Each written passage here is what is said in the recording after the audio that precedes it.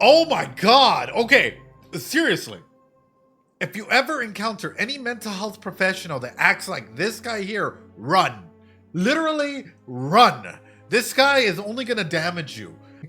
Hi, YouTube. Welcome on in. Hey, my name's Ed. I'm a psychologist. I tend to go ahead and analyze video games, anime, everything between. We have just gone through the beginner's guide, mouth washing, what is it, like Slay the Princess, and a couple more, Little Misfortune, so on and so forth. Edith Finch. It's been an absolutely amazing ride to go in and deeply analyze a lot of these games. Guys, this might be a multiple series parts or however they call it playthrough. It's my first time playing Frambo. I was just told that it came before Little Misfortune, and I'm really, really interested in seeing where this goes. We just saw the trailer. We were going to be playing Frambo and maybe a little bit Before Your Eyes in this stream. And we have To the Moon and a couple other games lined up as well. Come and join us. We'll try to do at least a little piece of Frambo every Friday after Apothecary Diaries. And please grab a drink, grab a snack. I do yap a lot. I do talk a lot. We do bring up a lot of different concepts if possible, right? And unfortunately or fortunately, you guys are going to have to go ahead and bear witness with a lot of the restraints of, not fully having everything set up for smooth gaming or smooth transition in here. So with that being said, let me go ahead and pop up Frambo here. So we're in the title screen, and almost immediately something comes to mind, right? Aside from her eyes following you, right? The pills that are in here, right? And also, I guess the horns and the cat and all of these things, right? But the pills that are in here, it makes me wonder how heavily medicated is the kid here, right? Also, kind of creepy that her eyes follow you. But how intrinsically in line does this game follow with Little Misfortune?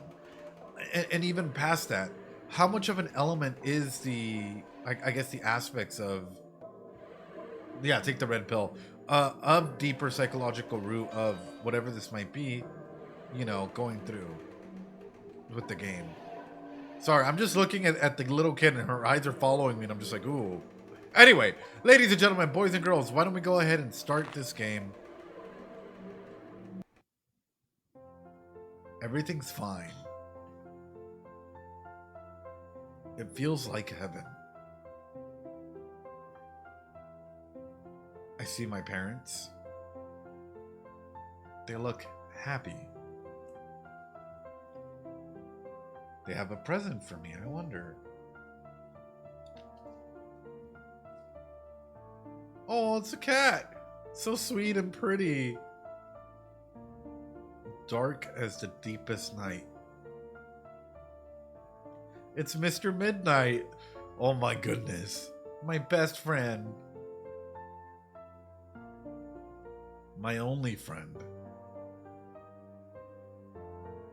We are having dinner and I see Aunt Grace too. I really like her a lot. It's Friday, my parents are going out. Oof. Aunt Grace takes good care of me.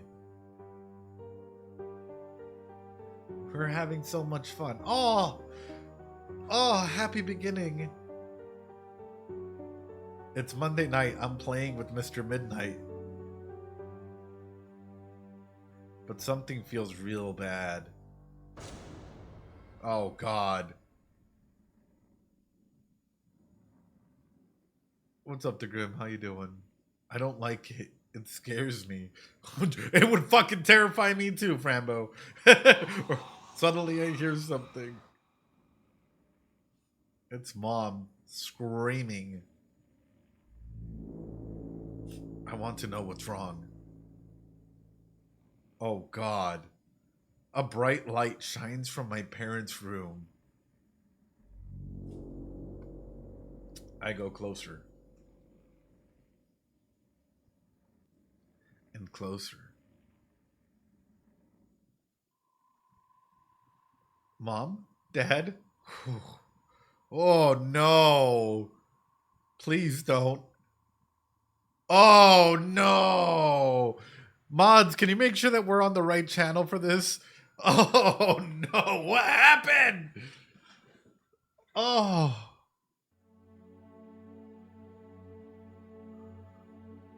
literally traumatizing this poor kid. And Mr. Midnight, they're following through.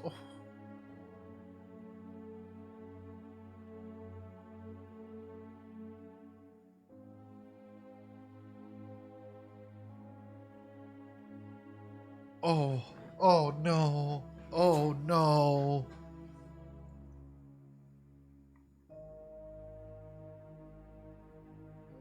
Fran, please follow my voice. On the count of 3, you will wake up. 1, 2.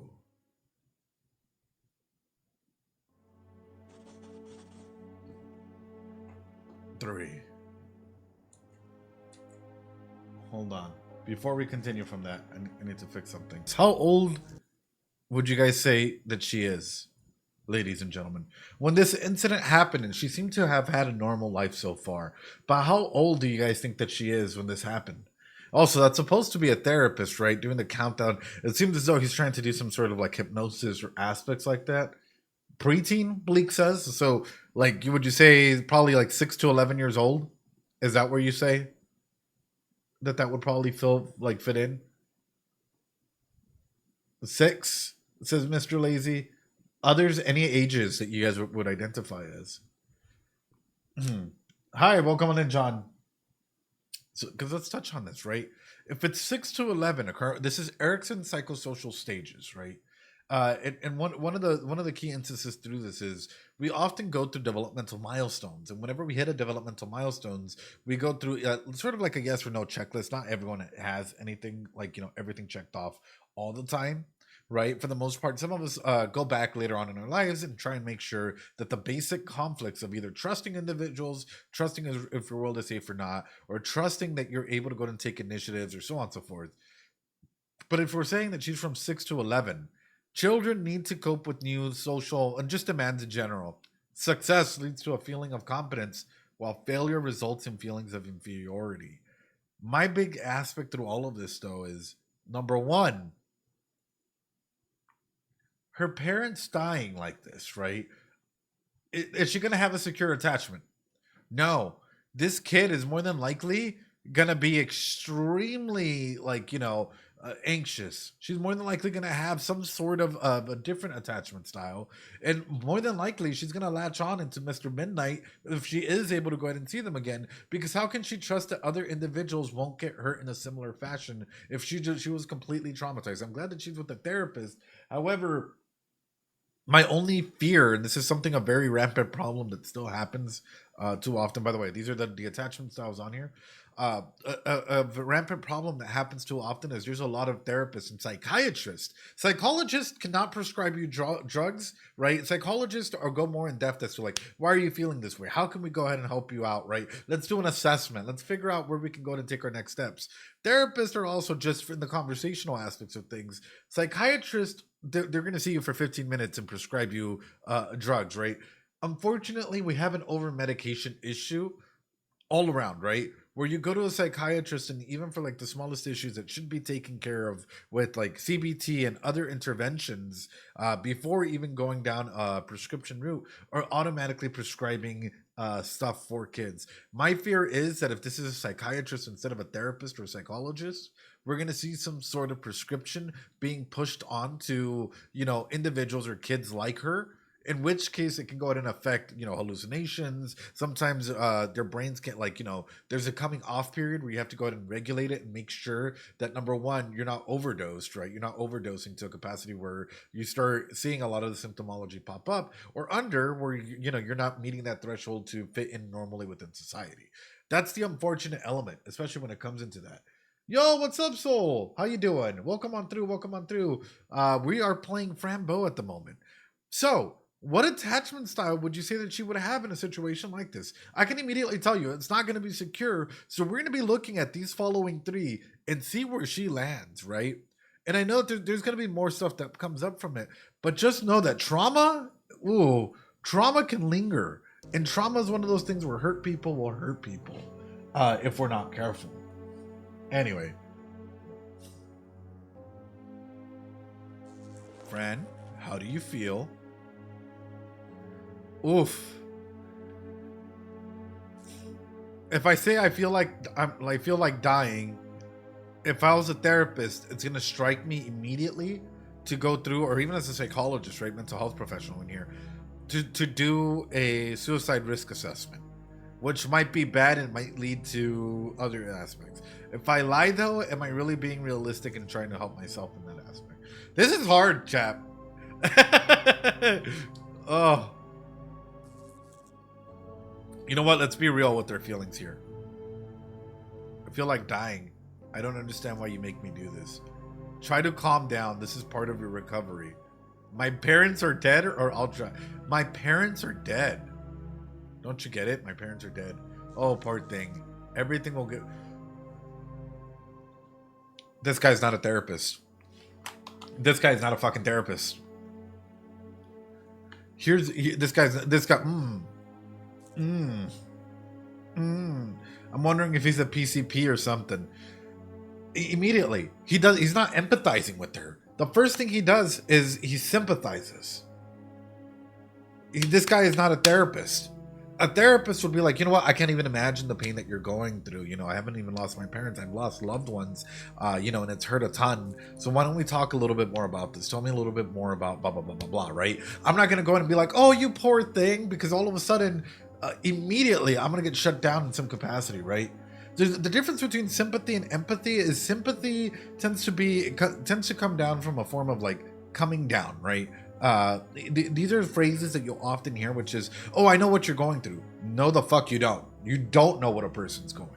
A good therapist, a good psychologist will tell you, I can't even imagine what you're going through. You know what? Like, I can draw from my experiences to meet you, like, draw something similar, but I don't know 100% what you're going through. While sympathy is like, yeah, whatever. Okay, let's get over it. Everyone goes through it. Pull yourself up by your bootstraps, whatever. You'll be fine. Everything will get better, I promise, right? And it's like, you don't know that. I don't know that, right? The only thing that I can do is try and meet you where you're at and be like, hey, like, you know what? It sounds like you're going through a tough time, and genuinely be open about the emotions that you're feeling as the person's sharing their story.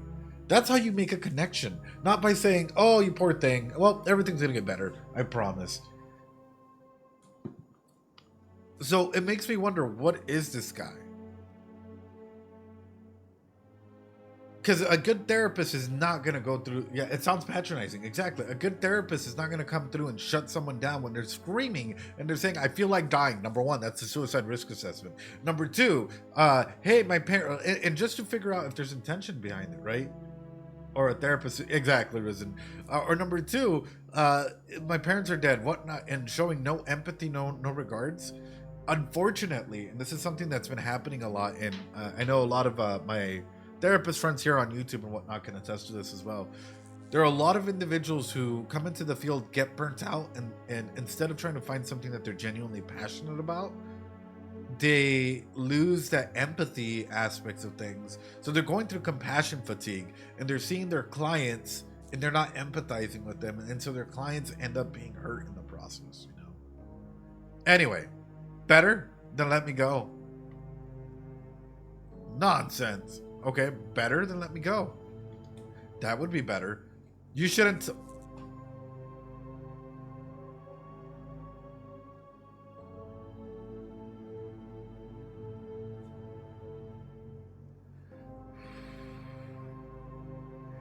Oh, man.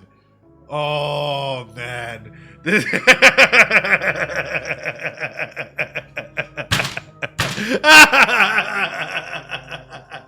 I want to go off on this guy. Oh my god. Okay, if a therapist ever tells you this, please get your stuff, leave the session, and go ask for help. Please, like, get out of that session and switch to another therapist, another providers. You shouldn't tell me how to do my job. Yep. But now I have something for you, Fran. Oh, really? See the desk? There's a little package for you. It's from Aunt Grace. Take it.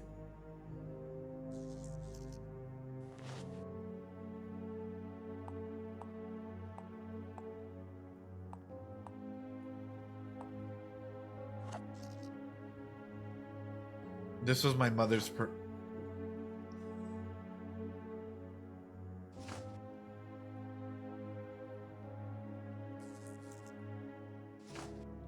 Dearest Fran, here is the purse you like so much.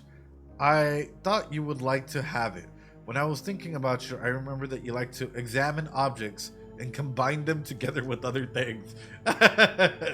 Yeah, Psych 101, do not be like this guy that's pretending to be a therapist. So I hope you'll always keep this purse and give it all the other things you find a good use. Never forget the creativity is absolutely the greatest gift you have. She's worried about you. I'm worried too. Because I'm not crazy and I'm still here. Oh my god! Okay, seriously. If you ever encounter any mental health professional that acts like this guy here, run. Literally, run. This guy is only gonna damage you. I can't even, dude. I can't stop it. You're out of control, young lady. It's a little kid that just witnessed the death of their parents. Are you kidding me? Is she inpatient? Wait, chat. If she's inpatient, we have a big scenario here. Because all of a sudden, we have a kid, right? If we're assuming that this is inpatient because the aunt's not around. Also, him introducing things into the session, right, is not appropriate. First off, this should be something that is done outside of session, right? Usually by her care team. You should never bring something in session unless she's the one that brings it to the session. Let's say that Senor Pinguino here, right? It was a toy that you had when you were a kid, and this is the only remnants of your family that you had, right? Why would I introduce this into the session and cause emotional volatility, right? And probably a psyche break if, let's say you've lost everything, as opposed to letting you slowly bring it up with the capacity of you saying, hey, you know what? This was given to me by my care team, and so on and so forth, right? If I bring it into the session, ooh. Okay. It's just, you're out of control. I'm so tired of all of this. I just want to go to my room. Yes, you can leave, but before you do, it's time for you. Oh, no. No more medicine. I don't want to try more meds. It's called Duotine, and it will make you feel very relaxed. Nurse, we're ready. No. Anything new, Dr. Deard? Nothing, actually. Same visions as before. Oh, I see. Here's the thing. Yeah, Google gave him a license. Here's the thing. I used to be, for a couple of years, I was doing a lot of play therapy with kids and groups, right? For adults and kids, right? A lot of art therapy, play therapy, understanding that at the end of the day, we are homo ludens, right? Which that means that we are individuals that play, individuals that express ourselves and our frustrations through art, through video games, through music, through all these things, right?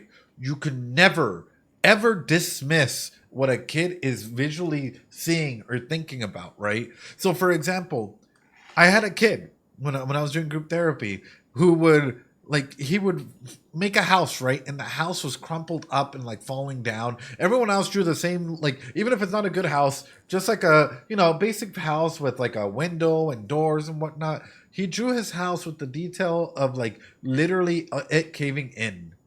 There was no room on the inside, right? There was nothing really in there. And then his family was on the outside. He had his brothers, he had his dad, and he had his mom as a spider. I want you guys to conceptualize this, right? And he's like, oh, yeah, I've done this before. Other therapists, other individuals would completely dismiss his drawings and be like, oh, wow, you drew a house.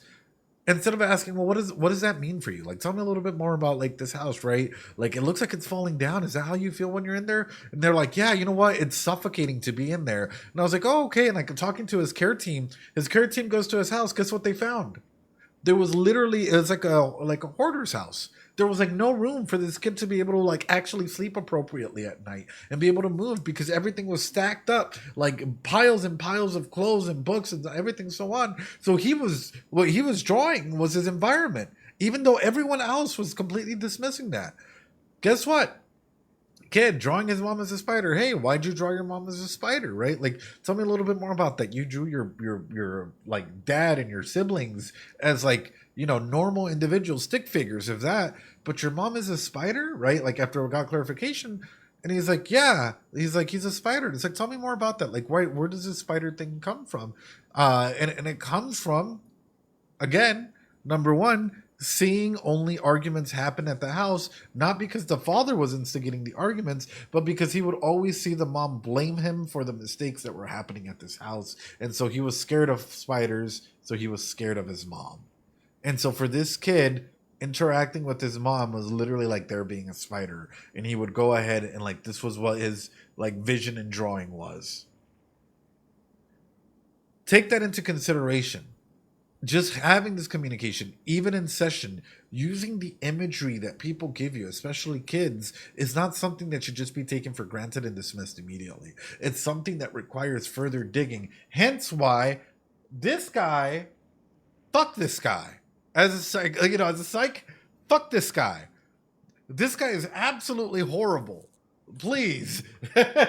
You should never, ever have dismissed Fran's thing.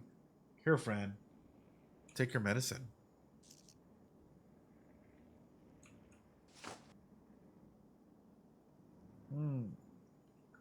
Okay, I take my medicine later. Goodbye.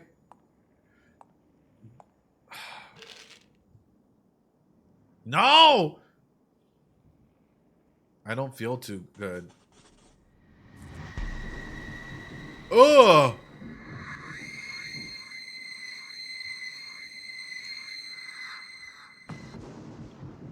Oh no!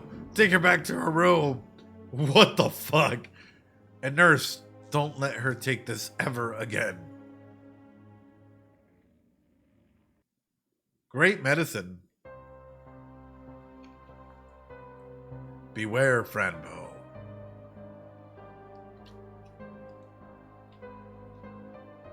If you leave the house of madness, I will hunt you down, catch you, and bring you back to insanity. Oh, Mr. Midnight! Ah! Fran, wake up! The medicine will help you escape. I'll be waiting for you in the forest. I love you. Oh, Mr. Midnight! Oh! Oh my goodness! I would do it my sober day.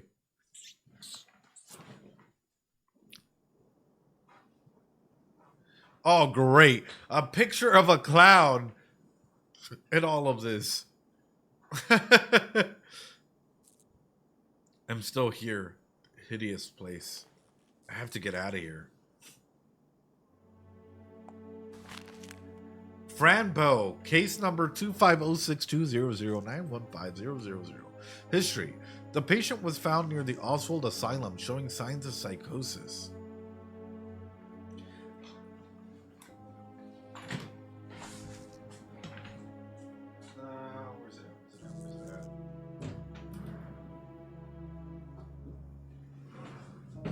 Doctor, I will go against your fucking diagnosis. She's 10. And in fact, we cannot make that diagnosis. Let's go into it. The DSM-5. This is what all good psychologists and therapists use to make their diagnosis here in the United States. Brief psychotic disorders, 108. Or delusional disorder, 108. Hold on.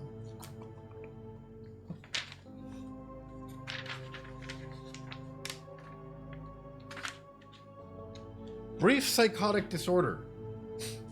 The presence of two or more of the following symptoms are a must. Are you guys ready? Delusions, hallucinations, disorganized speech, grossly disorganized or catatonic behavior. Duration of the episode of the disturbance is 1 day but less than 1 month. With marked stressors, if symptoms occurred in the events that something happened, if stressors do not occur, catatonia. Severity is rated by the quantitative assessment that we have to go ahead and do based on the CDMR. Diagnostic features. Here we go. Still an ass even in that era, right? The following psychotic disorder is a disturbance that at least one of the following positive psychotic symptoms: delusion, hallucination, disorganized speech. An episode of the disturbance lasts at least 1 day but less than 1 month. right? The disturbance is not better explained by a depressive episode or bipolar episode disorder with psychotic features, or by a schizoaffective disorder or schizophrenia, as it is not induced by substances, which we already know she's being given substances, so we can't rule this in, unfortunately. We can't make this come in. So, and then it goes into schizophreniform, and we can just keep going down the line. Otherwise, a majority of what's happening in here, they all follow the same lines: delusion, hallucinations, disorganized speech, negative symptoms, diminished emotional expression. But a majority of these will keep coming down into, is there medication being given that may be causing this? Sorry, chat. It's really, really important that we talk about instances like this and that we bring up the DSM-5-TR, because unfortunately, I hate to put it this way, there was a period in time where, if, for example, for women out there, for females specifically, if they were extremely emotionally expressive and crying and whatnot, there was a lot of diagnosis of mania and other things being given to them because they were, say, going through postpartum, or they were depression, or they were going on menopause, or because they were on their period. There was literally a good number of really, really bad hysteria, of really bad psychologists and therapists out there that were misdiagnosing women and females specifically just because they showed emotion, and especially if you were from a different culture that was not of a Caucasian descent. Yeah, women upset, hysteria, mania, instantly. Oop, you need medication. The patient was found near the Oswald Asylum showing signs of psychosis. The Bo Dangenhart family tragedy. Details omitted. Dr. Marcel has tried different medications and all have been canceled because of the side effects. Have you maybe thought that the medication was too strong? I will get your nose. I will get it. Oh, you little creepazoid. Red and Tiny. Tiny? You are hiding from me. I have to find Mr. Midnight. I have to find him now. I miss my kitty. He hides because he is afraid. He told me that the medicine would show me where he is. I hate the monster. Oh. I can still walk around and see what's on the other side. Let's get this. Aw. Holy moly, something fell. Hopefully this won't fall on my head while I'm sleeping. Whoa, so it really does look like it's an inpatient facility. Unfortunately, guys, I'm gonna be honest with you guys. This aligns kind of with how we were treating a lot of inpatient kids back during those times. I forgot the name of the asylum, but there was an asylum in the East Coast where a lot of DDD, individuals with mental and physical disabilities, were being shoved into an asylum and they weren't taking care of them. The rooms were overpopulated and nurses wouldn't even necessarily care, as they were 1944, as they were just raking in, money for keeping these individuals away from society. And unfortunately, it got to a point where a lot of individuals died inside of asylums and stuff like this because they would just shove them in, kids included, all into a room, thinking that everything was fine, everything would be safe and whatnot, even though they didn't have the capacity to meet these kids and to appropriately give them care. Ooh, a box. A key. Hell yeah.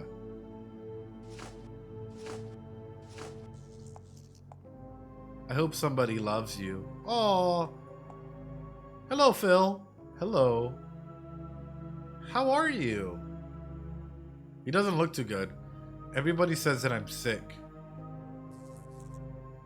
They're just stupid. They always say that. Are you leaving tonight? I will if you help me. The only thing I know is that the office is the key. There's a key inside? I saw the doctor write a secret code. Secret code? To open the yellow door? He doesn't want me to tell you. Who? Him. Oh, God. Hi, what's up, the Phoenix Flame? How you doing? Oh, God! All doors are closed. You are a prisoner of my game. Oh, jeez. And no one will help you escape. Ah, him. Leave me alone. I hate you. Oh. Mommy, Daddy, I need you so much right now. No, I won't let that monster stop me. History. Fillmore Bronstone, age 8, male. The patient came to Oswald with his mother, Rachel Bronstone. The boy has developed paranoid behavior. Paranoia not yet diagnosed. Treatment. Daily treatment with Dr. Marcel Dern. We have not achieved the patient's trust and he refuses to be questioned. Well, no shit. You're not meeting the... Unfortunately, during this time, you're not meeting the patient where they're at. I used to have a blue dress just like yours. Poor Phil, though. Yeah, so she was 10. Alright, let's keep going out this way real quick. Oh, there's a nurse. Towels? I don't need towels. Empty bottles, empty glasses, nothing. Towels? My legs are just fine. Oh, Fran, you're awake. Good. How long was I asleep? 3 days.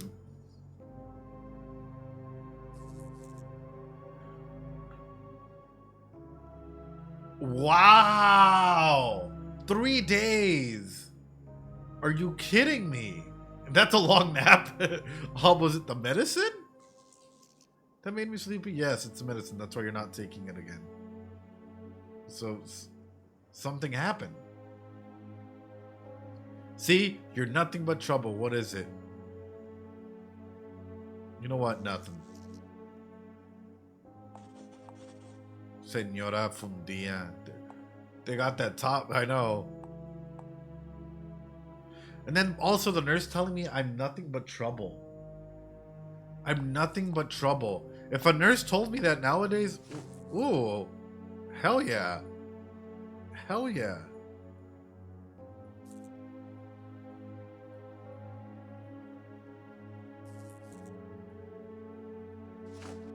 Hell yeah. We got a hook, guys.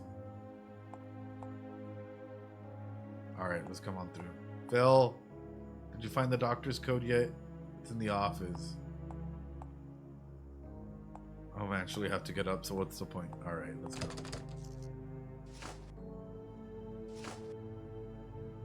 The shape isn't right. If I were bigger, I could knock it down. Ooh, okay. Okay. Someone is not paid enough or bothered at all. No, and that's the unfortunate thing. It's like, even with my case managers or with other individuals out here, right? A bed. Back in the day, often dismisses kids' problems.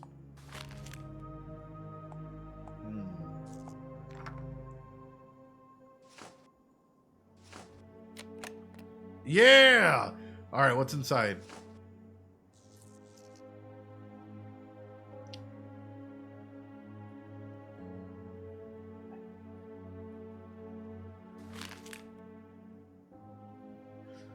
Oh, my dear family, I will guard this with my life. But also, why isn't the aunt coming back for her?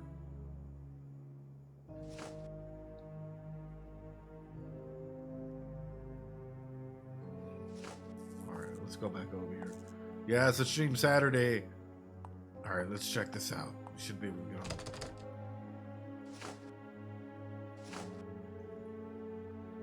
It fits, but there are 2 holes. I need something else. Okay.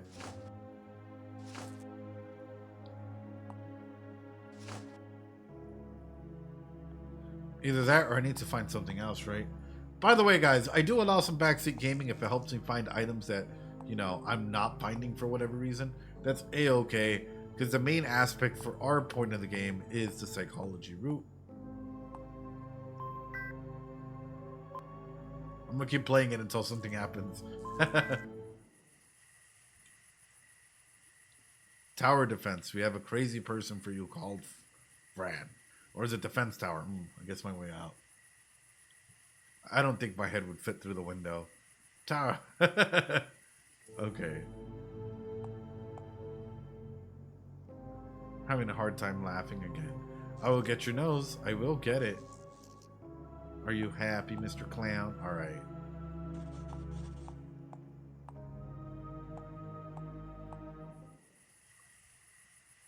Huh. Good night, trees. Good night, moon.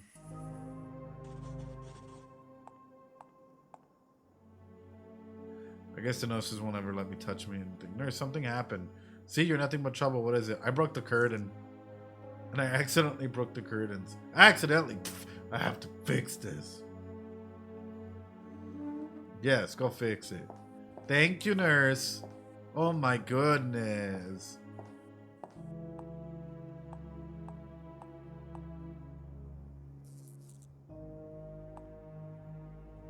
Okay. Where's she keeping?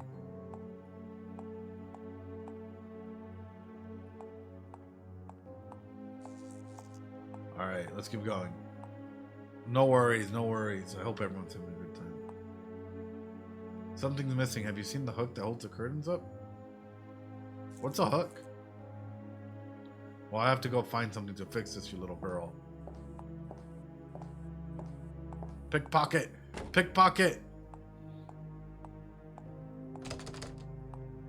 Damn it!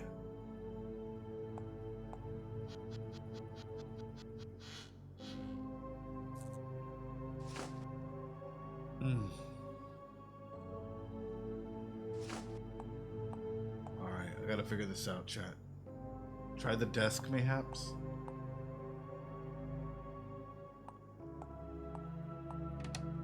Oh, there it is.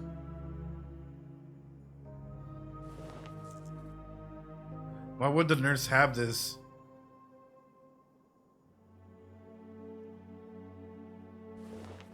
No, no, no, take it with you. Take it with us. We never know. Alright. Franbo, the patient has been sleeping almost all the time. She only wakes up to drink water, but I don't think she remembers that. After drinking, she goes to sleep again. So she's catatonic for the most part. She hasn't been social for 3 days now. Some kids have come around and asked about her, and when she would come out and play. 8 hour, yeah. Ooh. Ooh. Perfect. It fits. Violent trauma can have a great impact on the brain, totally changing their normal lives. For example, children damaged by trauma can have mild to severe deficits in some abilities, such as trusting people near them, seeing the world as a safe place, and making decisions.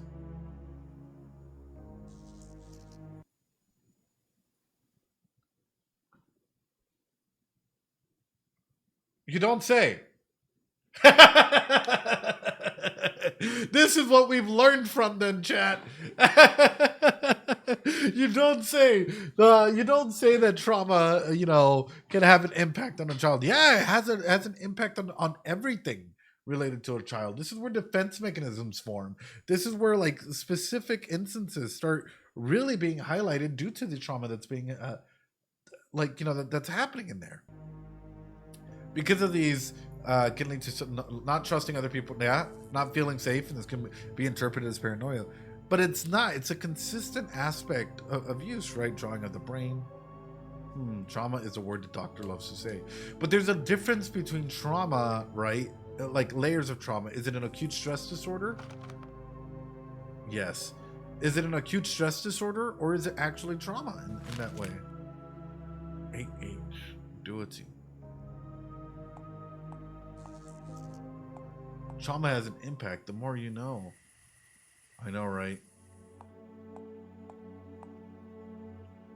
Okay, what do I have in here?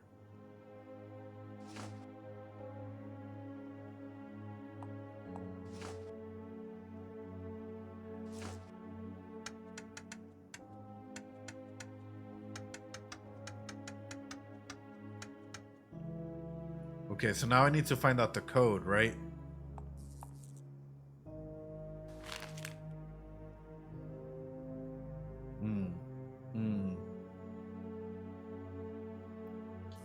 I like how this was the notes back back them for them.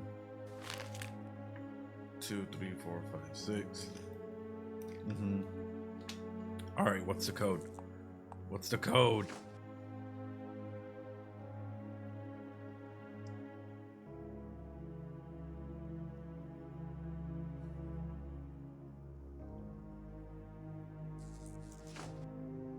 Hide. Okay. HIDE.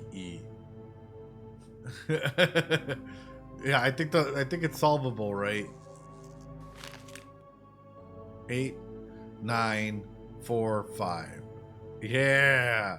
Yeah. All right, let's do it.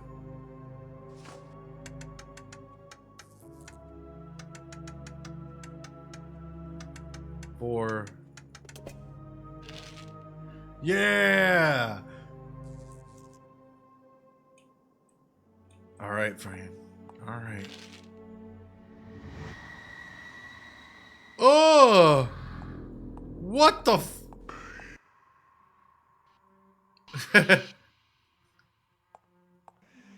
Hello, Miss Nurse. Yeah, let's use drugs. Oh, shit. What are you, huh? Tell me. Whoa. Okay. Whoa.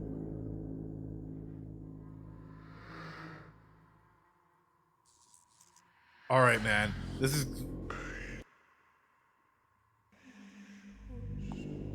Bunny, wake up. What are you?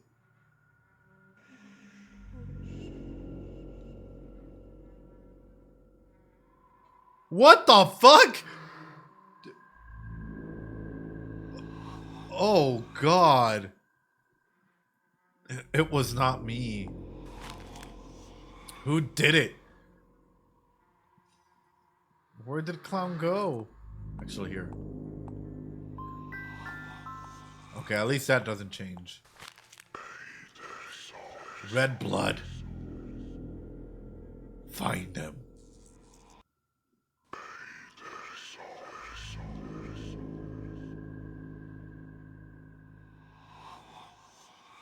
Oh my God. Why are you looking at me like that? You terrify me.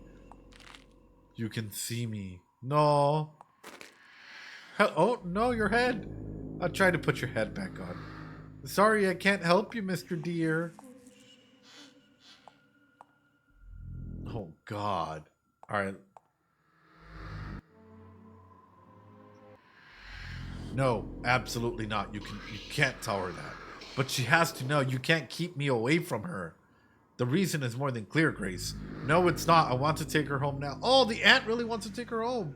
You can't. Fran's mental condition. It's not stable because you're the one that's giving her all these drugs and shit. What the? No, you don't understand. She's a very special girl.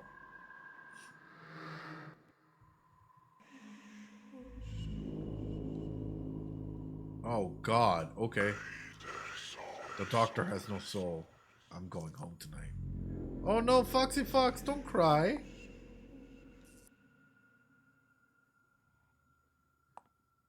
Also, wait a minute. Is there...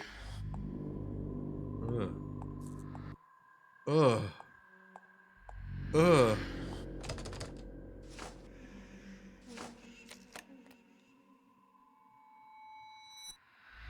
What? Daddy was not there. Mommy would not care.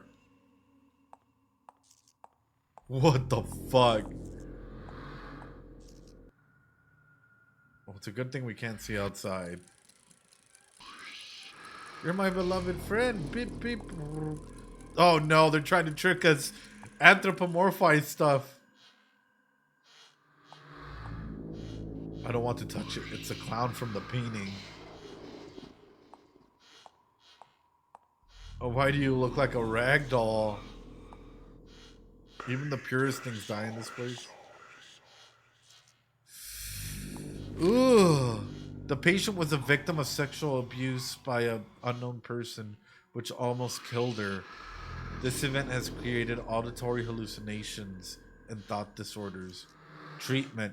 The Dr. Darren has become close to the patient through drawing therapy. She is making progress.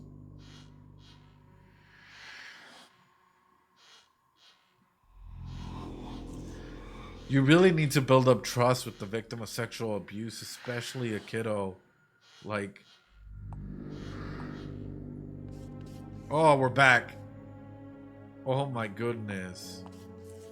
Hello. You see them. You do, right? What?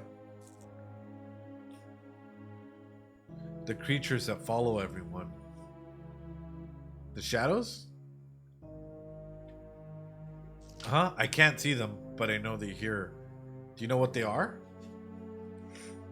Yeah, I guess. Tell me, please. You like to draw? I love to draw. I love it too. But tell me more about the shadows. Crayon. A crayon. I want to find a crayon. I draw all the time. What are you drawing? Something. What is it? My dreams. Go now. God damn.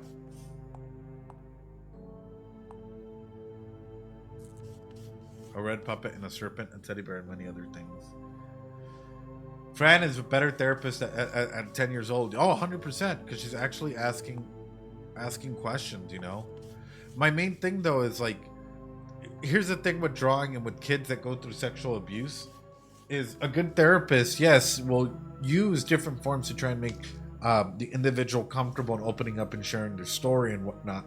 But in a big aspect, you want to make sure that you have the whole core team there to help the individual grow and expand and whatnot. Because if she went through, you know, instances of sexual abuse, as it says in here, which almost killed her, you have layers and layers of trauma, and you need to build up trust altogether, right? Drawing therapy can only take you so far, because all of a sudden, let's conceptualize this for a second here. 7, right? Guess what? More than likely, we're going to see this trauma effect going down. Who am I? Where are they going? Are they good or are they bad? They're probably going to be confused with all of these things for Fran and for herself, right? Because Fran is 10. That individual was 7 years old when this happened. So we're looking at these 3 blocks, the one that came before, the one that comes after, and the one current. Because all of these 3 blocks, these 3 milestones are affected in some capacity. Which, my God. My God. Also, narrative therapy would be wonderful for instances like this. And your booty will be flat, just like your face.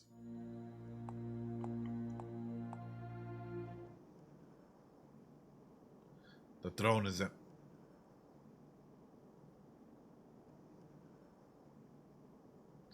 In some inpatient wards, they do have this. Not necessarily like to see inside when you're pooping and whatnot, to see inside the room in general, because individuals might harm themselves. Which, like inside the room where you're sleeping, I get it, because it could be one moment to another. Where an individual, especially if they're like an adult, is on the verge of a psyche break or something like that, they might necessarily go through and try and hurt themselves in some capacity. But like this is just can just be creeper material altogether. Like, what is going on?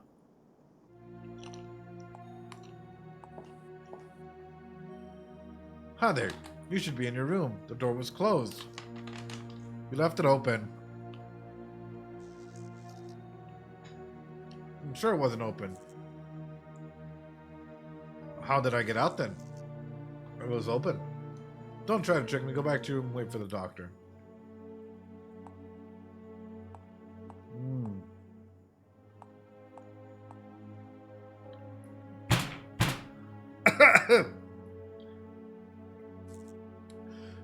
Did you break out of your room? That's not nice, Fran. This doctor, really? Really? I haven't eaten in days. I'm hungry, sir. I haven't eaten in days. I won't listen to any of your excuses, young lady. Let me go eat something. You have to learn how to listen to those in charge. She's hungry. This is turning into full-on neglect. My God. You lesson learned. Whatever. Of course, sir. Lesson learned. Just don't do it again, Fran. Go and eat now, then get back to bed. This guy. Couldn't he even say that she'll eat in her room? Right. 3 days without food, but you won't need that, right?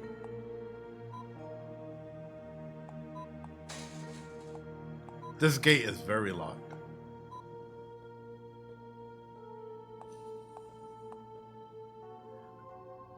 Sir, the key hanging up there.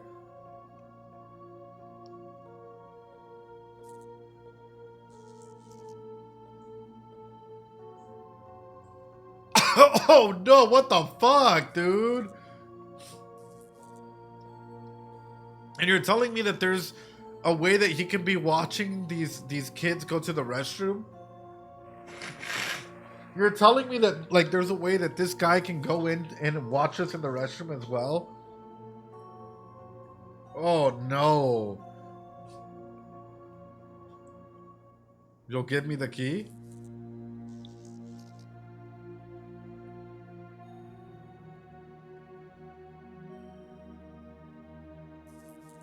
What the fuck? And unfortunately, there was a lot of cases where there were cases of individuals, I'm not gonna say a lot of cases, but there were cases where individuals would legitimately be creeps inside of systems like this, right? Like, wow. Death by pineapple. Hope you die with the giant pineapple grows inside your butt. What the fuck? Oh. Hello, are you alright? What is that supposed to mean? I just wanted to know if you're feeling okay. I don't want to tell. The doctor will cut your head open if you don't leave. He likes to eat brains. He already took my... See, it sounds like she's over-medicated.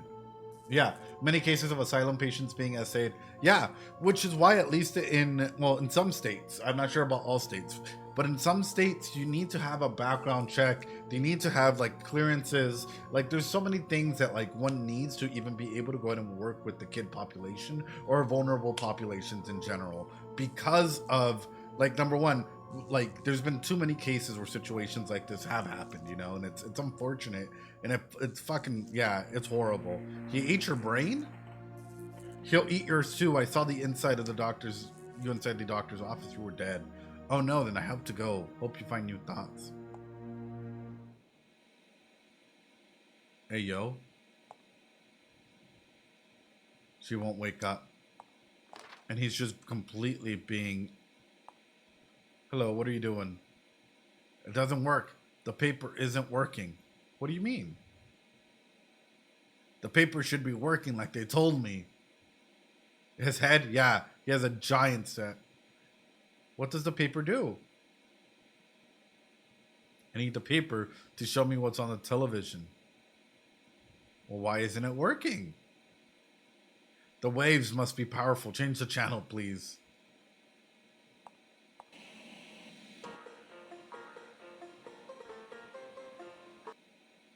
Still not working. Paper vision negative. Change again. We're losing the waves. Change the channel. Human testing approved. Still not working. Okay.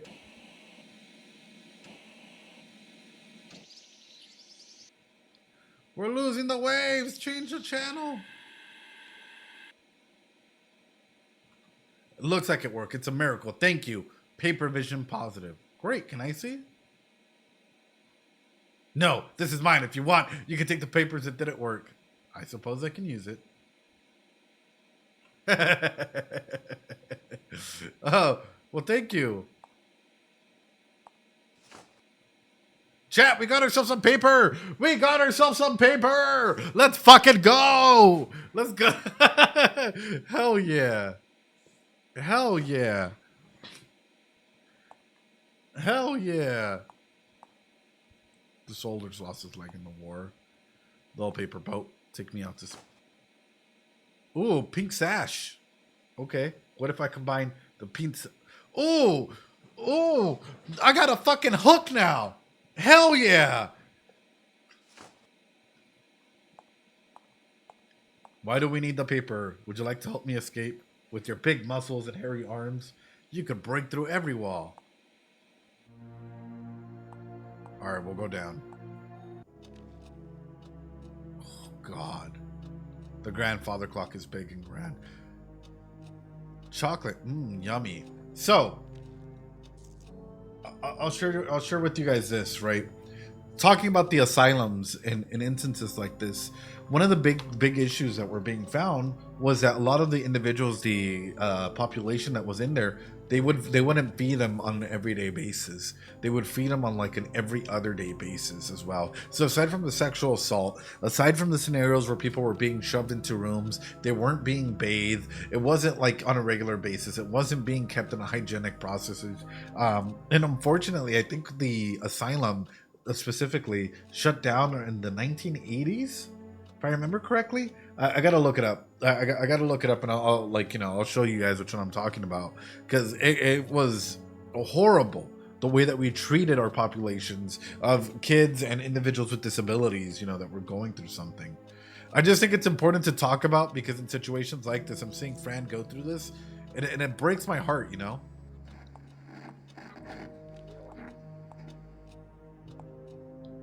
Hello, are you new here? I haven't seen you here before. No. Are you from downstairs? Uh-huh. They think I'm better now. Oh, great. What's your name? Would you please kill me? Please? Oh, God. Sure.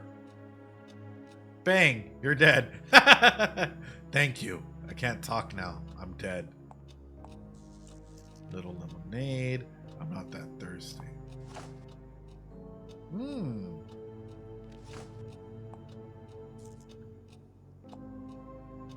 Already took one. This looks yummy and tasty. So you're studying, you're a psychologist. My boyfriend's studying to be a psychologist. Yeah, I'm a psychologist here out in the middle of the desert. Unfortunately, there's a big reason why I didn't choose psychiatry, because it's not counseling in any capacity. It's mostly just being able to go out and prescribe medication, as opposed to working with the client on a one-on-one basis to make sure that they're able to go out and take their next steps in their life, right? Which can be quite a bit. Yeah, the masks are held for biting stuff. I love working with a good psychiatrist though. So as long as he's empathetic and he's able to keep that up and work with this care providing team, that's all that matters, Suppose not. All right, let's go through. Oh my goodness. Okay, we have other people here. Hello, you don't want to talk? All right. I don't want this. I'm not hungry. Birdie bird, I like you. Don't disturb me. Go away. I'm eating. Shit. Okay, damn. Oh, Kane. Don't touch my sword. I didn't know it was yours. You should bow and speak clearly to me. I'm your king. I bow to you, O great king. I need your sword. How come he gets to eat? Very well, my child. What is the purpose of your visit? I want your cane. What walking cane? Do you mean my sword? Yes, your highness. I need your sword. What would you give me in exchange? Anything you need, your highness. Bring me a castle and a horse. Only then will I grant you... Oh, okay. Aw. That's absurd. Where's my castle and horse? I don't know where to find them. Sometimes a closed doors give you more than an open one. True. True. Alright. Chat, what do you say? Pill time? I'm thinking it's pill time, right? Awkward. I just got me a glass of milk. Like, I'm guessing it's pill time. Let's go, baby! Drug up. Oh, God. It's alive. Oh, nice. Okay. I thought somebody was out there. Please tell me if you can hear me. Nope, that both of them lead the same way. Birdie bird, I like you. Oh God, and the kids stayed exactly the same. Nothing changed. They have harmed you because they hate you. Oh, little boy, everyone is ashamed of you. They hide you because they love you. They harm you because they hate you. The little demons that we all have to deal with, guys. And also him masking, it could be because he's a biter, and back then that's what people would do, is they would put a straight up mask in them. Oh no, the nurse lady died. I wonder who did this. It wasn't me.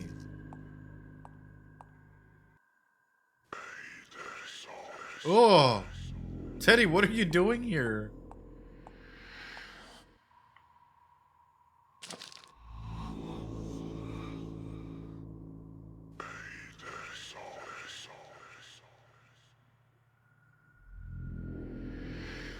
What the fuck? Oh, she became her shadow. Good night, shiny toys. Oh no, they did it all wrong.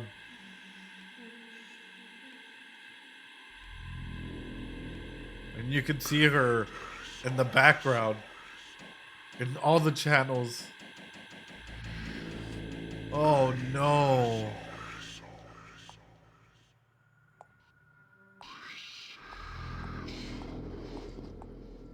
It says you're going to die soon. Are you afraid of death? I hope not, because it might happen even if you don't like it. Wake up, Isabel. The black shadow is touching you. Oh, wow. Oh, reach the key. Sticky blood parts. I wonder who would eat this. I think my kitty would be afraid of it.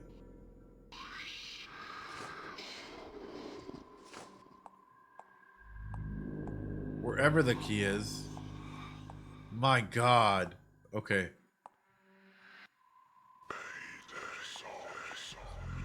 Oh, this feels like this is whispering right in my ear. Hello up there, miss.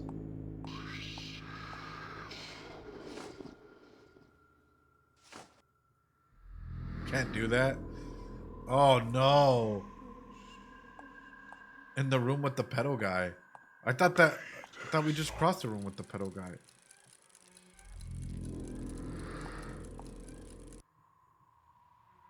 The king liked drawing. Oh!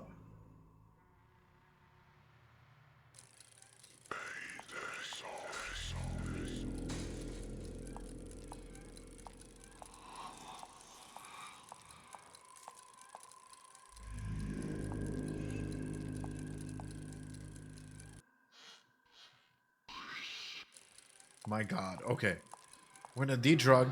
We're gonna come back down.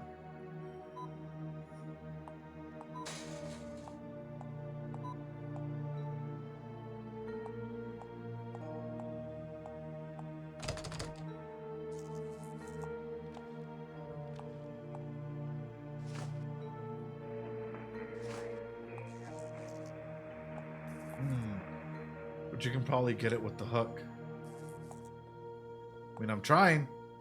I got the hook here. I'm using it.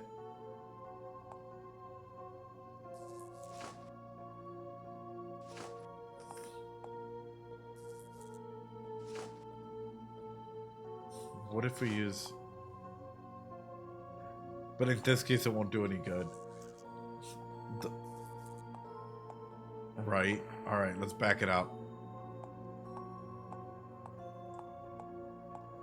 Because there's got to be a way, right? I like how we're just drugging up, man.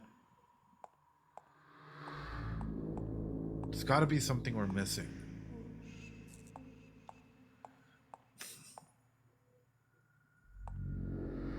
You know what's crazy, and I guess this is the main question I'm going to ask you guys is, if the nurse was dead, do you guys think that the care would have been better or worse?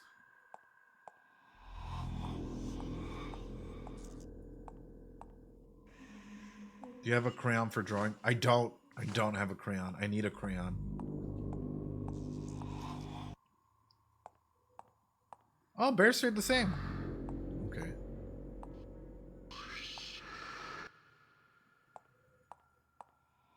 I will laugh at you. I will lie to you. I will hide you inside the shadows.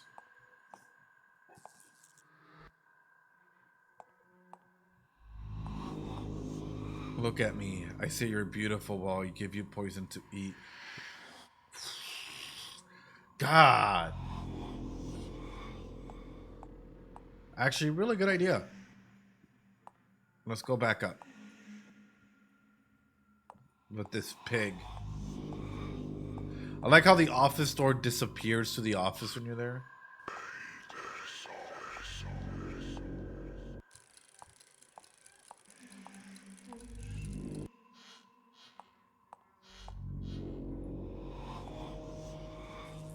Hello. You see them, you do, right? Yes, but that wasn't... Okay. I don't bite. She's a little bit of a tsundere, and that's okay. Alright, let's go down the dialogue tree here. What? See what? The creatures that follow everyone. Yeah, the shadows? I can't see them, but I know that they're here. You know what they are? Yeah, I guess. Man, this game's so good. This game is so good. It's so entertaining. Just like...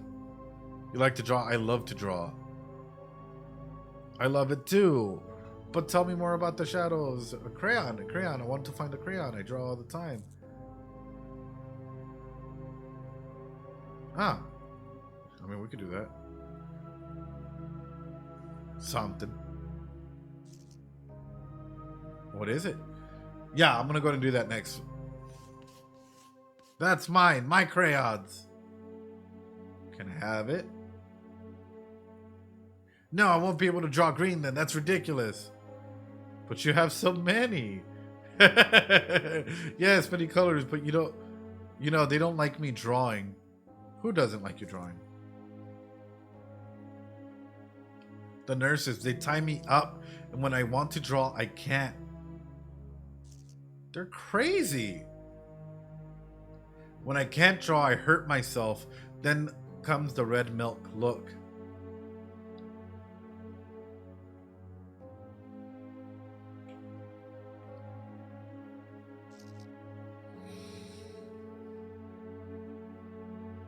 Yeah, because that's her outlet. This is this kid's outlet, right? And because that's the thing is, there's an aspect in care nowadays called reduced harm, right? And you always want to think about it. Is drawing kid like kids should be obsessing about drawing? Yes, but is it reducing her from self-harm?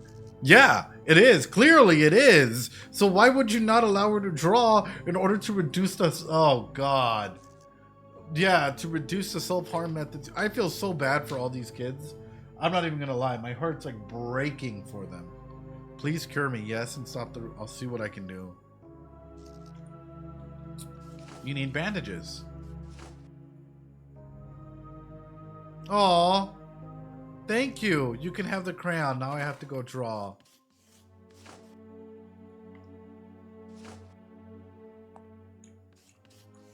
I won't even try that.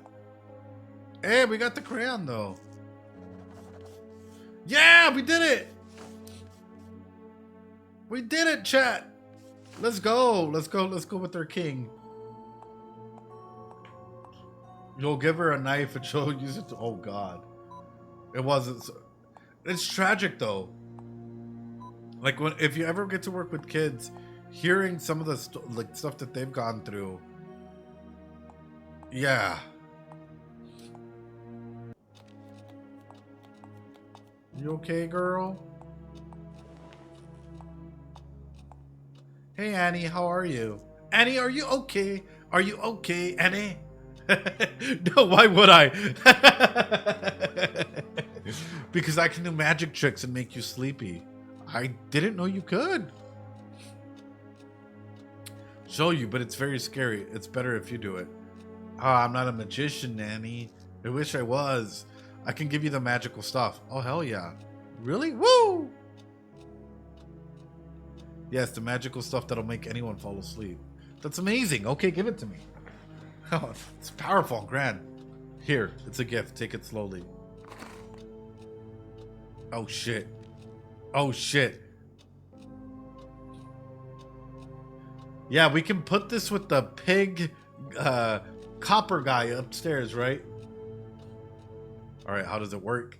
I'm assuming you just have no idea. fair. I know where we could use this. Mr. Midnight, are you here?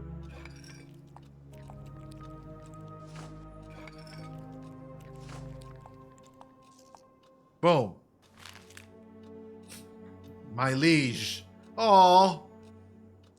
Oh, that's beautiful. Exactly what I dreamt of. You can take my sword now. It's yours. Oh, dude. Yes. Yes. Hell yeah. We're doing great. You know what's really interesting is the power, like the dynamics inside of like children's inpatient care or just inpatient care in general. You'll see people inside of care facilities like this that do start like negotiating and like literally trying to make some like backroom deals and stuff, like even for chips or like trail mix or whatever, right? Like oftentimes I love the video game designers for this, because in a way, yes, for us, we're trying to get through this like gameplay narrative purposes of trying to go through and trying to go ahead and like, you know, go through the different challenges that are being presented. But even inside, you'll like, you know, the actual system, you'll see people trading food for other things. And a 10-year-old is doing a lot more than the nurses and the doctors in here to try and go ahead and like make their lives easier. Like, wow. And Fran is helping them, yeah, making the doctor think he's doing a good job.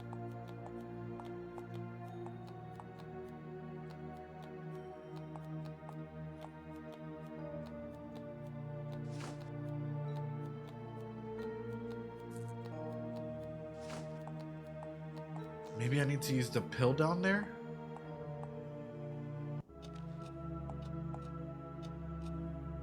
I don't like it. Bitter coffee. I'm trying to see if maybe we could take... combine the pill with the bread. You're a smart boy. A sleepy cake. Yeah!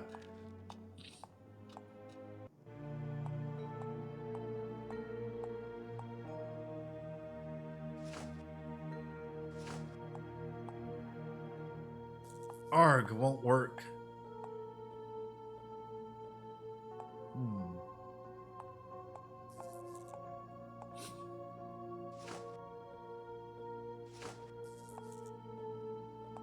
It's not like we can grab it off.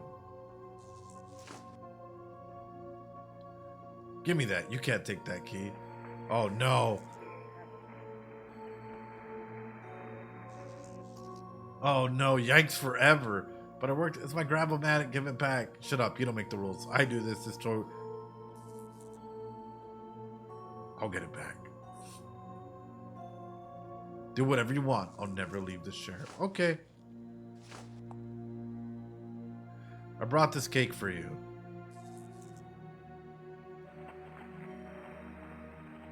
Makes your life sweeter. I don't care about making my life sweeter. Now leave. You don't want it? Okay. Now leave me alone. Damn! Yikes forever, guys. We messed this up. No, I wasn't trying to talk to her. I wasn't trying to talk to her. Nothing, bye. What if we drug up the nurse down here? This guy sucks. About the latest delivery, but he hasn't looked at it yet. Well, he'll catch up soon. Hey Gladys, would you do me a favor? Sure, anything but bring coffee to the guard. Why not? I can't do it because I have to take care of... Oh. I'll take the coffee. Hello. Oh, hello, Fran. How are you today? I see dead animals. I'm fine. Glad to hear. We'll carry on now. Open the yellow door. All right. Go play with your friends.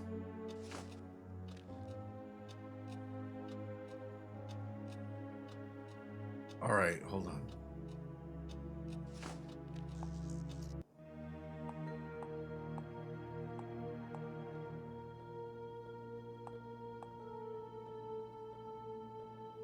Ugh.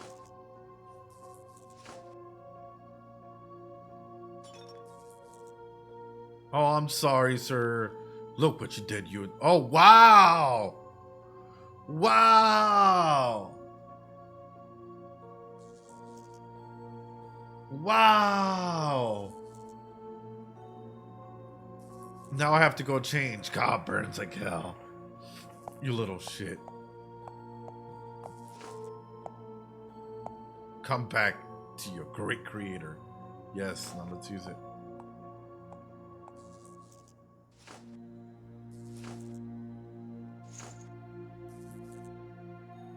Okay, now let's use the office key, please.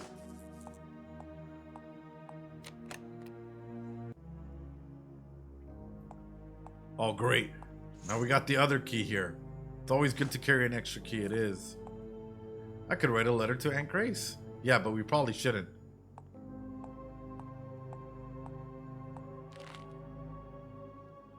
Testing day. Every day is testing day. Mental Health Global Week. Mental disorder. You are not. Alarm code. Turn off the alarm from the security system panel in reception. The yellow door will remain open. The alarm code is December 17th and July 25th. The Grabomatic. Why did he leave the Grabomatic when she said he would take back? Stupid. Alright, guys. Should we? Should we red pill it? What do you think? Red pill time?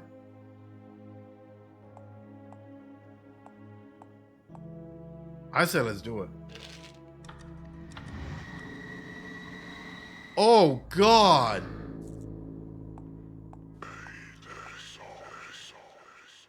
Oh, the dead girl looks a bit like me.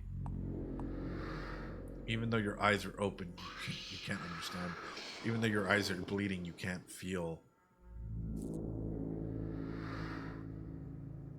Well, Phil, forgotten girl with no family or cat will die when the moon arrives. What do you mean? Phil. What the fuck, Phil? I trusted you, Phil.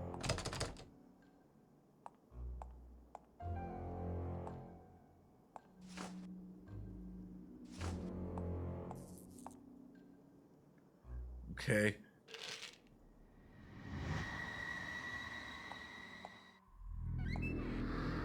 I guess there's a hole behind it. A wind hole. Fucking Phil. I guess this is my way back. I wonder if Phil knew about this. It's always drug time. A rat? Shouldn't be given a helmet.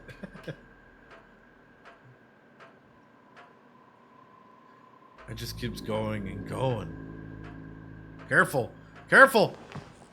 Ugh.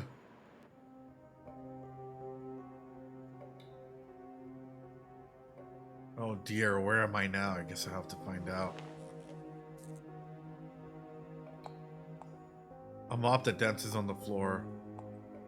Cleaning products. They should clean out our toilets. Thousands of chemicals. Mr. Midnight hates mops. Let's...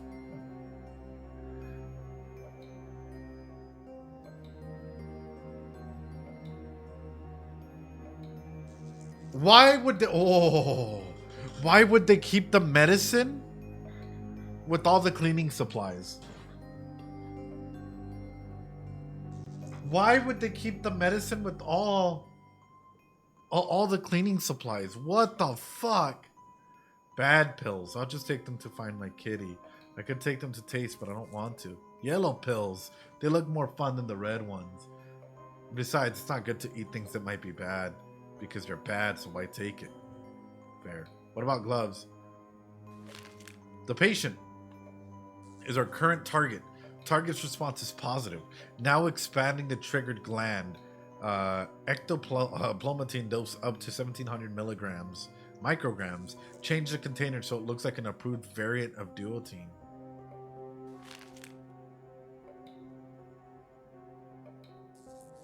Like an approved container of duotine. Yes. Wow. So they're targeting a specific gland, and that means that this my visions and everything I'm probably experiencing at the moment, right, is because of this. Because they're the ones. Yeah, that was Fran's numbers. Uh, so they're expanding my vision or my capacity to go ahead and see into this, right?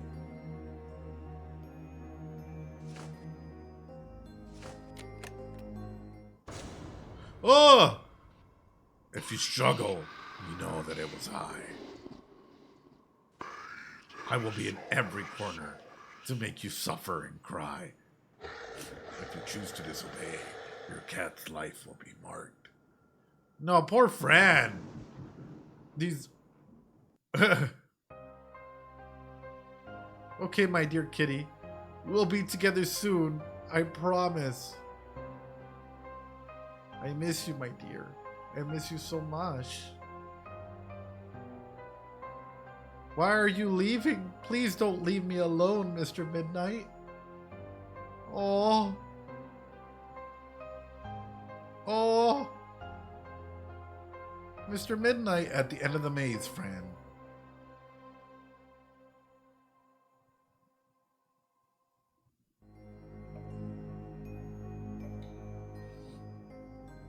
Wait, and I just woke back up in here? I fainted again. I wonder if my dream's a cue. The monster won't let me go.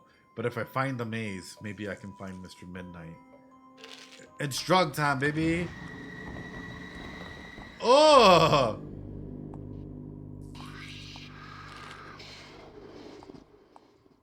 Okay, so the content lies in a box.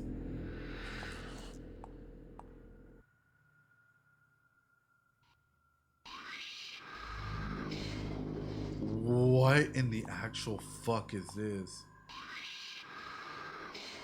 Okay. Whoa. Bro, and lobotomies and all this stuff. Like, oh yeah, let's see. Let's test out how the patient is doing. Oh. Oh. Oh no. Wow, yeah. If we drill a hole inside of their head, it'll relieve the tension and all the stress and anxiety that they're going through, right? Look, oh, dude, that's How can we expect someone to improve, chat? Like, legitimately, and this is what the basis of a lot of modern psychology is based off of, is number one, we need to meet their hierarchy of needs. We need to make sure, like, you can't be doing therapy or thinking that a person's gonna improve if you're just sticking them in rooms together, not feeding them, and literally not having any of this met. Jesus. Jesus. What is this game? And look, they all have lacerations up on their head, right? Wow. Does it even meet the standards of the time? Like, yeah. Look at this. Hello, are you resting?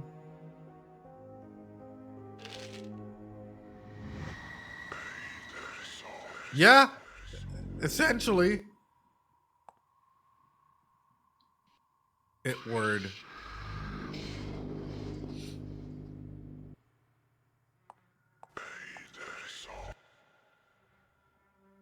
Damn. Who's that? Sir, wake up.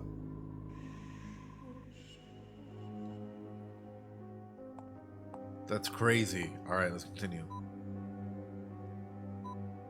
Yes, I took the new one upstairs. Franbo? No, I haven't seen her. What? The key to the cellar? Well, no. In the doctor's office, he used to keep the key there. Calm down. The key isn't there. Sure, I'll let you know if it turns up, but you must calm down. Yes, I'll bring it to you if I find it. Bye.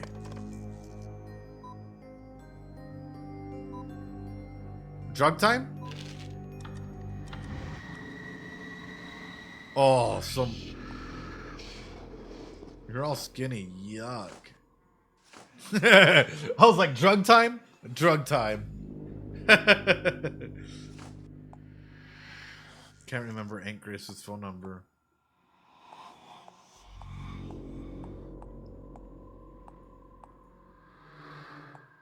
I don't want to be here anymore.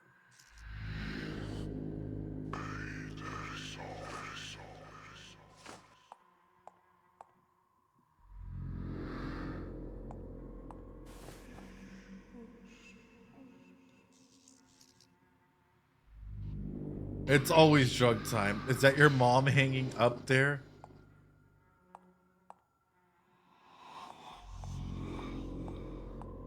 Okay, hold on. I gotta get back to hiding. Baby shaken syndrome. And it's wow.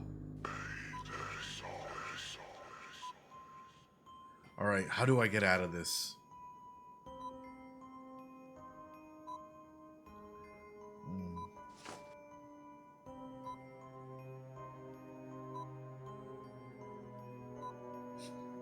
Alarm code. December 17th, July 25th.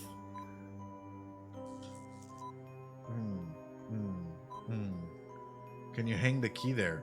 I mean, we can certainly try, right? Drug time!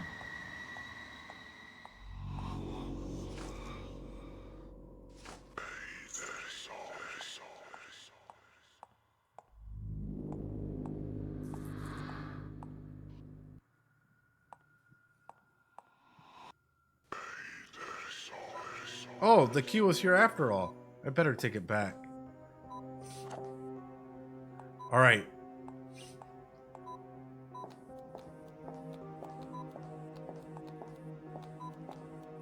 We gotta put the alarm. Hold on. December, what was it? 1725, right? Right, chat? 1725, right? Okay, I'm hoping so. 1725. Oh no. Oh no. Oh no.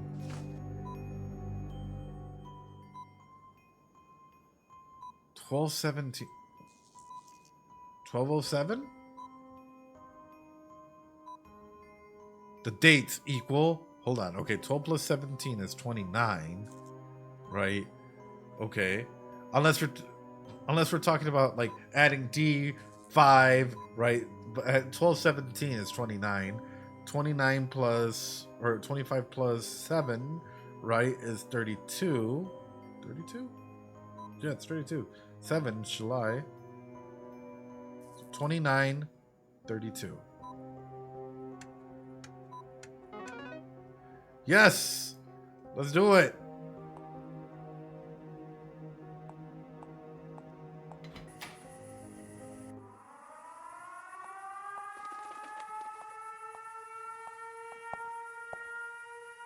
You little bitch.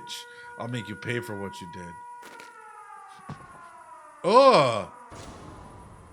You clever little girl, do you think you could just leave? Yes. Oh God, what? It can't be. No.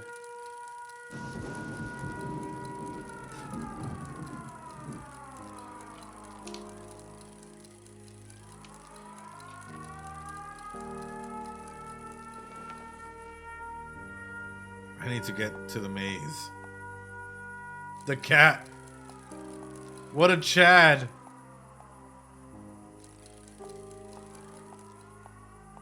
All right, let's go on in there.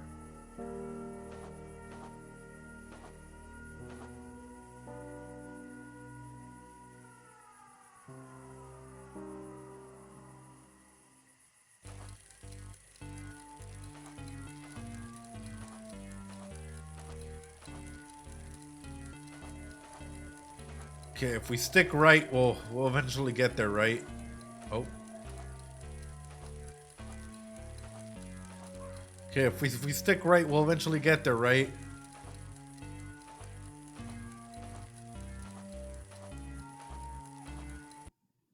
What? What happened? Oh. I accidentally clicked off.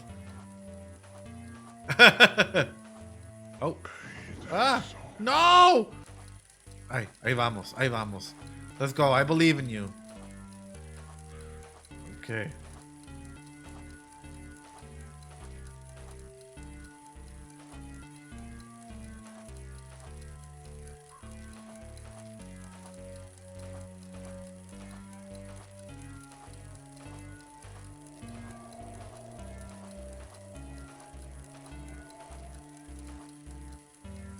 he turns down, I'm screwed. Okay, good.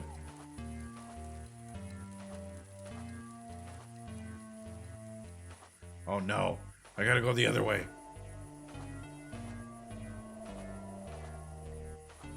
Ah!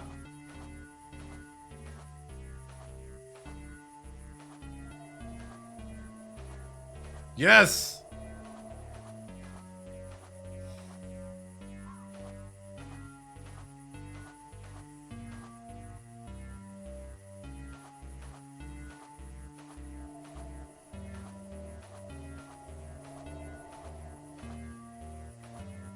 No!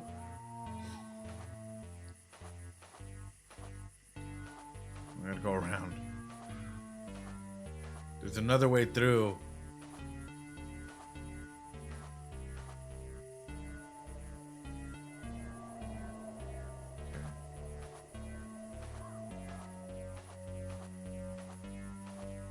Not there. Oh. I was gonna just use the stick right method and figure it out. But I noped so hard out of that I now know it has to be all the way to the other side here.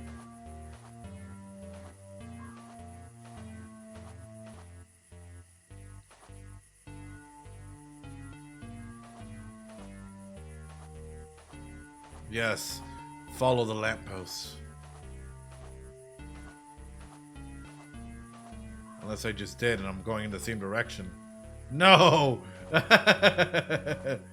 Oh shit. Maybe I am going in the right direction.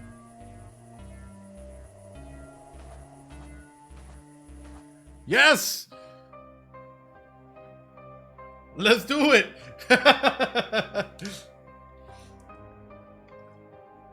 The evil critters of the night. They will hunt you. They will laugh. But there will always be a good side. Oh, I love that they have a maze to make escape pictures harder to find. Yes. Will always be your guide. Oh. No, not the picture of the family.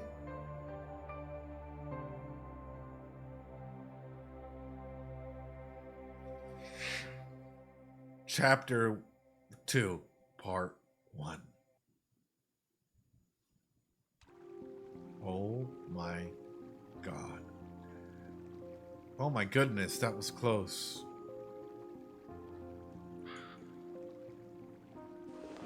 Hope the guards don't find the sewer.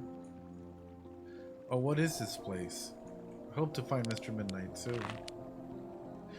And with that, ladies and gentlemen, let's have a conversation.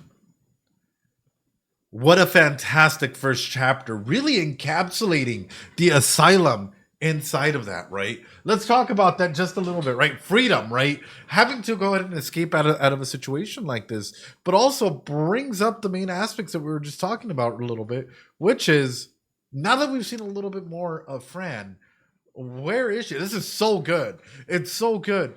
But what would you guys classify her attachment style? We saw all the different kids in there. They were all being treated in a variety of different ways. I hate the doctor that's in there. Oh my God. But aside from that, how do you guys think that she is?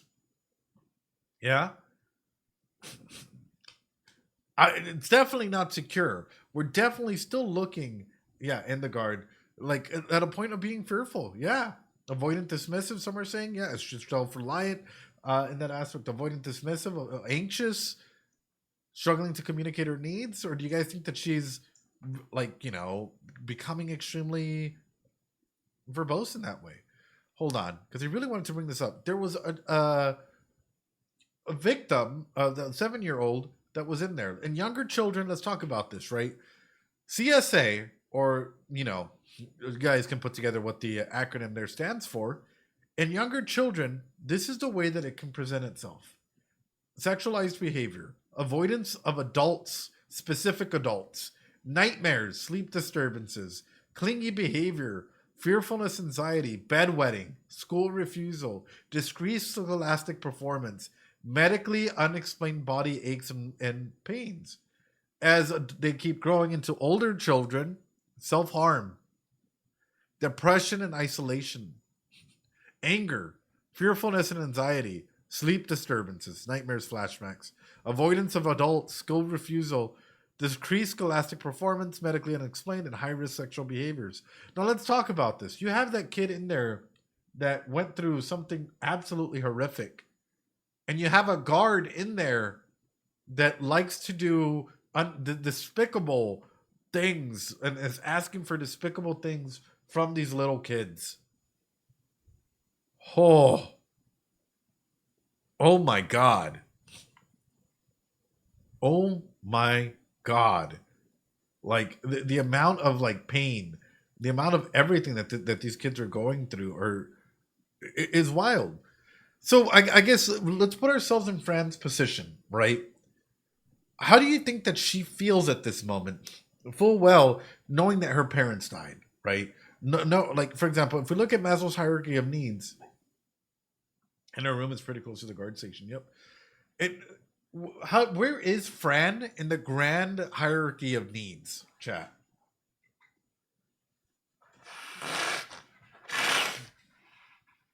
Where is Fran in the grand hierarchy of needs? One or below? She wasn't fed. So we already know that she's at the very bottom, the bottom two. So how do they expect her to self-actualize and be able to go ahead and do all these things if her needs aren't being met? Oh, because they're planning something on her. They're trying to get her to do something in some capacity, right? But like as a psychologist, as a therapist, as people in the mental health system, we cannot expect individuals to be able to go ahead and start self-actualizing and healing and being better all of a sudden if their hierarchy of needs are not met appropriately. Like, wow. Talk about a first chapter. Boom. Now, this is something that I'm curious about exploration, especially as we're going through with it, which is for these characters, what is going to become apparent, right? What are their cognitive distortions going to, like, especially for Fran, going to come through in a scenario for her, right? We see how much more empathetic she is than everybody else in there. But at the moment, this is what I want you guys to keep in mind, especially as we go into chapter 2, is what are Fran's cognitive distortions? And even more so, here we go. What is her defense mechanism? A lot of mental filtering. What is her defense mechanism, chat? What does she do to try and, number one, deal with the world at large or at hand at the moment? And number two, be able to appropriately handle those feelings and emotions that are so heavy. I'll be honest, as I'm thinking about it, as I'm looking through it, I think that a big aspect of this is like she has learned how to go ahead and number one, compensate, right? Because she like, yes, she's stressed out, yes, she's going through all of this, but she's very caring in other people's areas, taking the paper, giving the kid, changing the channel for all the other kids. So she's always trying to, like, in a way, help the others to deal with her own emotions as well. But there's more. There is more. There's a little bit of displacement, isn't there? Okay, I want my stigmathingy back. I'm gonna go ahead and drug you up. I'm gonna try and drug you up. I'm gonna try and get this like sleeping pill in somewhere. I'm gonna try and like. There's all these different aspects where she's going through and she's doing everything to try and survive. When you're backed up against a corner, you have a couple instances: fight, flight, freeze, fawn, flop, or fornicate. Those are the 6 F's that an individual goes through. A lot of people have only heard of the first 2, but there's multiple F's, and it keeps expanding the more that people do deep dives into what it means to go ahead and be in there. And what are we seeing, especially for a kid, right? For her age, she's fighting. She's trying to find a way to fight back, even if that means putting her own health at risk by legitimately taking those pills. Yeah, also focusing all of her negative emotions into that goat demon thing. Wow. Like all the different kids, their backstory, sort of what's going into them. The kid with the mask because he's probably a biter, right? The other kid that's really into his own disassociation, his own mind of being a king and whatnot. Even though he might be a kid and he might be playing, we don't know if it's to the extent where he genuinely believes it, because it's a lot easier to escape into this fantasy world than it is with having to deal with the situation that maybe your parents didn't like you and they left you in here to try and get you better, right? When in reality, you were just, if your parents just gave you the right amount of love and attention, you would have been just fine. Holy crap. What a first chapter, ladies and gentlemen. What'd you guys think about it? What'd you guys think about this first chapter overall for yourselves? What would you guys rate this out of 10? Did anything come out of you for this first chapter as you guys were playing it? For me, it's just, I'm really scared as to what's to come from this game. If this is chapter 1 and it's already thrown us this deep into the pool, what is going to come out of this, right? With that being said, ladies and gentlemen on YouTube, this is chapter 1. We're going to play chapter 2 this coming Friday after Apothecary Diaries, ladies and gentlemen. So be here or be squared, ladies and gentlemen, because this coming Friday after Apothecary Diaries, we'll be jumping into chapter 2. That is 6 p.m. Arizona time. So feel free, come on through as this brings us to the end of chapter 1 of Fran Bow, and I fucking love it. That is so deep. Apologies for all the yapping. It is what it is. It's chapter 1, and we're like an hour and 50 minutes in. 9 out of 10, just in case it gets better. That's amazing. We got control over her. Well, actually, there's a question that comes through as well. And sorry, a false ending there, which is like, number 1. Oh, actually, good time to bring this up. Sorry. I'll do the ending again in a bit. Sorry, YouTube, you get 2 endings. How much control does Fran have over her ecological system, chat? How much control does Fran genuinely have over her ecological system?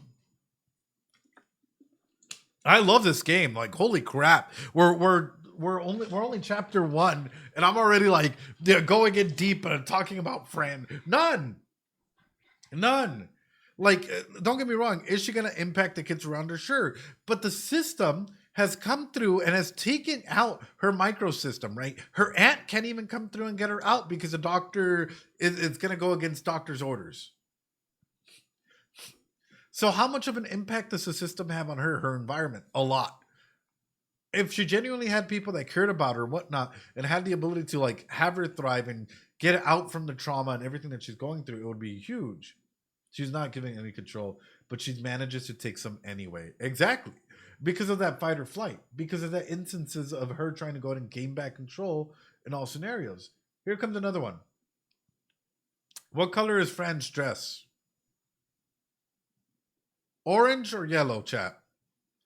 This is a psychology wheel. It's mostly used to color psychology wheel. It's mostly used in art therapy to try and go ahead and express emotions and talk about certain things and whatnot, right? A lot of people, trust me, every culture, every individual has culture has their own psychology wheel associated with it. Is it more fearful or happy? Ain't that interesting? Fearful, anxious, worried, overwhelmed, inadequate. Inadequate lines up with 6 to 10. Feelings of inferiority. Wow, look at how that lines up, right? School age. Success leads to a sense of competence. We know that she's 10. We know that she had these big things. Feelings of inferiority. Inadequate. Inferior. Insecure. Fearful. Color choices. Does she have some elements of like, trusting and trying to go out and connect with others? Yeah. She also has that little bit of blue in her, right? So it's like you start mixing and matching what some of these like, the colors that they represent, and you start getting a really, really amazing element altogether of them. But that's not what I was originally going to show you. That just popped up because I was there, which is this. This is polyvagal's theory, right? Which is essentially, as we go through, it's all about our nervous systems. They're affected by our environment and by triggers in our environment. Where is she at, chat? You got to see some individuals completely disassociating and literally being in the free state, right?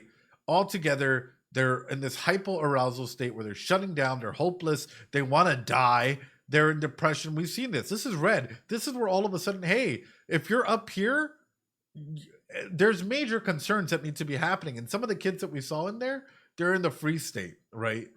Fight or flight. Look, fight. Frustration, irritation, anger, rage, panic, fear, anxiety, worry.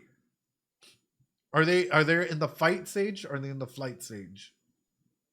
When the demons came out the door. Right. She froze when they came out the door, but she's usually coming down in here. Is she ever in the green, chat?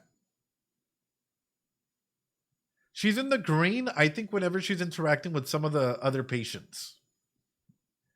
Right? That social engagement stage, when she's actually able to go ahead and talk with some of the other patients and whatnot, we see her be compassionate. We see her be curious. We see her be mindful. But the moment that she's away, right, or with Mr. Midnight, but the moment that she's away and that she's like with like moving through with the nurse's station or whatnot, we see her fight or flight. But we see a lot of the other patients automatically be in the freeze stage. And that's what's scary. That is what's absolutely terrifying, is we have too many patients all the way up in life threat, hypoarousal mode. All of these like endorphins and whatnot are shooting off. Guess what? They're more than likely going to crash, and it's going to have severe consequences in them. Severe consequences in them. Not only that. Okay. Fran lost her parents. Sorry, chat. I know we're going into a lot of the psychoeducational material here. I really wanted to stop and talk about a lot of this during the game, but I really find myself kind of wanting to wait until yes, I'll talk in like the major points till like the very end of the episode, and that way we can dig in deep and talk about this character that we're dealing with, if that's okay with you guys. I think that this is probably a better way that I can work with it, and that way, like, yes, I'm touching on the elements that we're gonna go further in depth at the end here, which is this. The grief wheel. She lost her parents. Why are we expecting her immediately to start recovering? Everyone goes through this. Everyone goes through a wheel of grief, right? And we go through these different elements of shock, protest, disorganization, reorganization. And we either start recovering or we deteriorate, right? So, the fact that she's angry and whatnot, where is she at in this wheel? Chat. Has she come to terms with the death of her family? Or is she in shock? Yapping is fun. Oh, absolutely. Yeah, she's in protest. Yeah, she's preoccupied with different elements as to what's happening. Yeah, she's angry. The loss of appetite and whatnot, we can talk about this as it being affected by medication, right? But as she goes through the wheel, if she deteriorates, this only gets harder. This only gets harder if there's no appropriate team to help her through it. Maybe years, maybe months. And everyone goes through this grief wheel at their own pace, right? The next one is confusion, withdrawal, aimlessness, apathy, feeling of unreality. We can maybe touch on that, but maybe that can come through as well as a symptom of the medication that's being shoved on there. Trying new patterns of behavior, finding meaning of life. Socialization, renewed skills, blah, blah, blah, blah, blah. Overall, for me, as the way I'm seeing it, is she's in this in-between period of protest and disorganization. And as she moves through it, I wonder if she's either going to start recovering by herself or if this deterioration is only going to get worse, ladies and gentlemen. YouTube. That is the chapter 1 analysis of Fran, in this beautiful game, Frambo. What did you guys think? I hope you guys liked it. I hope you guys actually like having a little bit of this dissection at the very end of the game here, because there's a lot to go ahead and talk about. There's a lot to process in this altogether. What a wonderful game. I can't recommend this enough. That is chapter 1 of Frambo. Guys, drop some Doritos for everyone in on YouTube. YouTube, we appreciate you a ton. You guys are the absolute best. I hope you guys enjoyed chapter 1. Come and join us chapter 2 this Friday after Apothecary Diaries. We start at 6 p.m. Arizona time, but usually Apothecary Diaries takes me around an hour. Come and join us for chapter 2. I'm beyond excited. Is it Friday yet? Practice some self-care, guys. I'll catch you guys later. Bye.